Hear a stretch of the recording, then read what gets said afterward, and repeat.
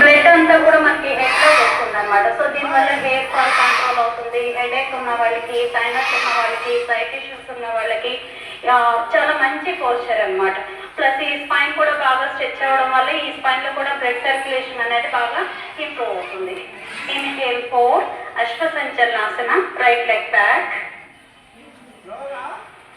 దీన్ని అశ్వసంచలనాసన అంటాము. ఈ అశ్వసంచలనాసన ప్రాక్టీస్ చేసేటప్పుడు హెడ్ని కూడా మాక్సిమం మనం అప్ చేయడం వల్ల ఈ థైరాయిడ్ గ్లాండ్ అనేది బాగా స్ట్రెచ్ అవుతుంది. థైరాయిడ్ కంట్రోల్ అవ్వడానికి బాగా యూజ్ అవుతుంది. Plus pineal and pituitary glands కూడా బాగా స్టిమ్యులేట్ అవుతాయి. వీటితో పాటు ఈ సైడ్ పేర్కొన్నటువంటి పొట్ట తగ్గించుకోవడానికి, హిప్ ఓపెనింగ్కి, అంటే హిప్ జాయింట్స్ అనేవి బాగా ఫ్లెక్సిబిలిటీ ఇంప్రూవ్ చేసుకోవడానికి, ఈ ఫ్రంట్ ఉన్న అప్పర్ థై, బ్యాక్ ఉన్నటువంటి ఈ బ్యాక్ థై తగ్గడానికి బాగా యూజ్ అవుతుంది.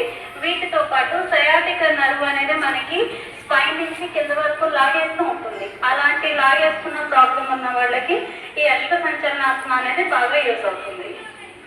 Next 5 Tulasana, plank pose.